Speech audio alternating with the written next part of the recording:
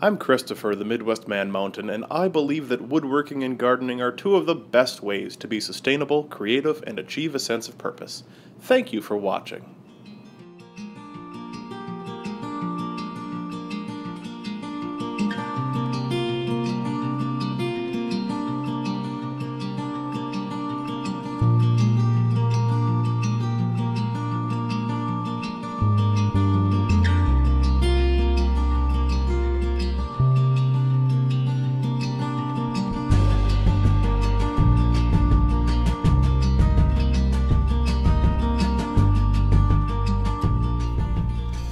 All right, let's take a look at some of the goodies that we got from the store just now.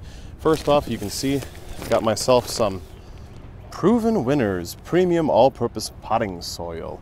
I've got a lot of soil around me in my garden, but when you're planting small things, it's always good to have a proven medium for small flowers and such. So I always pick up just a bag of potting soil, although admittedly I will amend my mixture being like the base layer of stuff from my garden and then the top layer of this. I got myself a tray of strawberries again, which we'll see in just a minute. Remember that strawberry pyramid I made last year?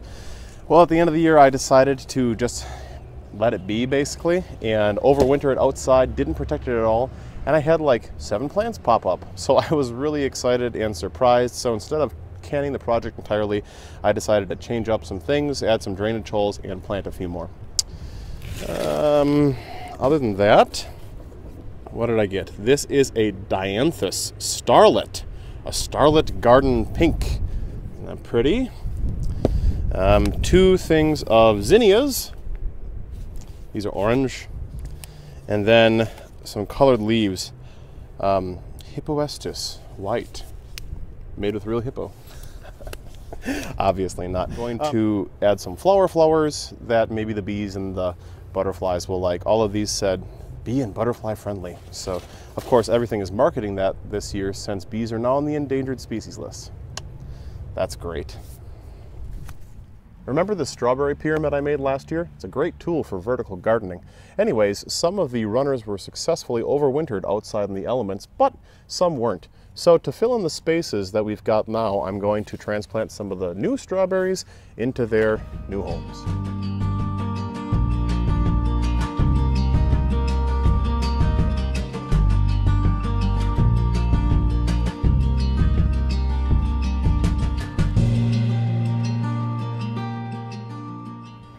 Now that we've got our planter half full of dirt from the garden, like so, nice and loose, good soil, go ahead and take your plants out of these plastic little containers that they may have come in from your local greenhouse.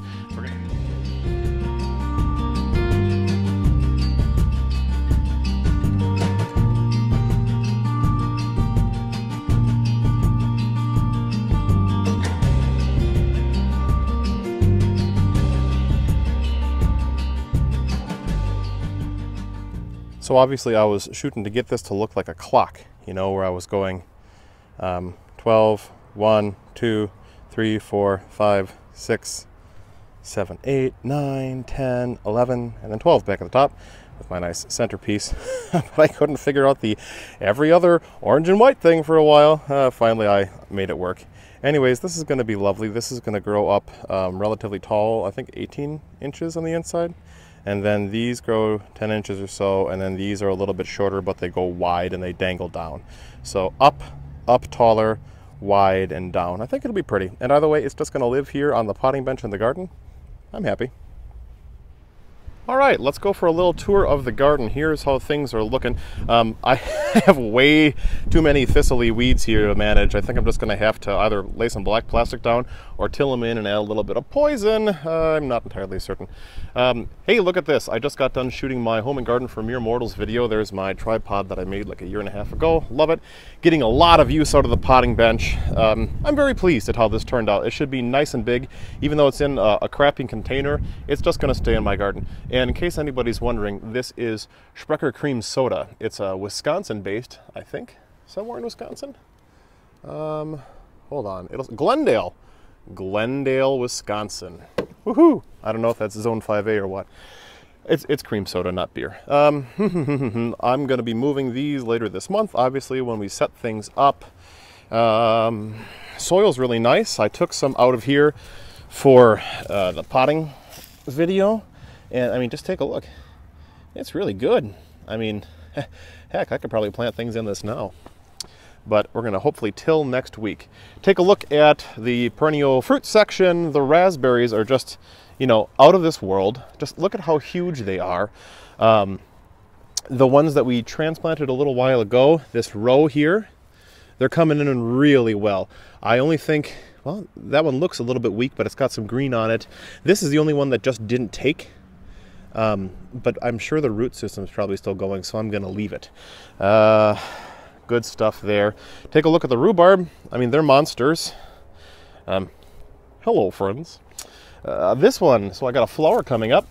Here's my philosophy on this. I could let it go and let some seeds drop, but I don't really need to. I've got a ton of rhubarb, and if I snap it off, it'll just encourage more energy to go into, you know, these nice fruity canes. So that's what I'm gonna do. Well, just kidding. I'm gonna let it go and see what happens. I've got more rhubarb than I can possibly handle anyways. I already made a delicious rhubarb dish. Hey, the gooseberries, look at this. It's come back really nicely. In fact, it didn't come back. It just looks terrific. It never died to begin with. That's great, as opposed to the blueberry, which is a lost cause. So if I do it again, I'm gonna do them in pots. And over here, these Egyptian walking onions, which, huge. And I still have to transplant them at the end of this year because, remember, we're going to till this and till another 12 feet out, and it'll be a big 35 by 35 foot square. And I think maybe later this fall, I'm going to do some established boxes for things that I don't want to move and I don't need to dig out, and I just want to mediate the soil. Anyways, onions are going to go in a different spot next year. So this is the last time they'll be here, because in the future, these raspberries are going to go like so. Nonetheless, these are delicious. I've already clipped off a few. Here's one growing back that I clipped off. They taste like chives, you know, the green things on the top. And then the strawberries. I know I said last year that I wasn't going to reuse the pyramid, but I changed my mind after some of these actually survived the frozen winter without any sort of cover. Like this, totally survived, did great. This is one that survived. That's a little dark. This is one that survived. I already got a flower. Awesome. So I'm very pleased. I also drilled some proper drainage holes in this, which, like, I did some side drainage holes here and then some on the bottom too, because that was a big problem that I had last year. So we'll see how much success we get from that. Anywho, today as I'm filming this, it is Saturday, May 6th, 2017. And hopefully next week on the 13th or 14th, or maybe 15th, we'll be tilling. Till it out to this spot, that marker on the fence there. So, thanks for watching. Hope you enjoyed everything. While you're here, I hope you'll subscribe. We're going to have a lot of great gardening videos this summer. And it's always fun to do a follow-up or an expanded video from the Home and Garden for Mere Mortals video that I shoot. So, my name's Christopher on the Midwest Man Mountain.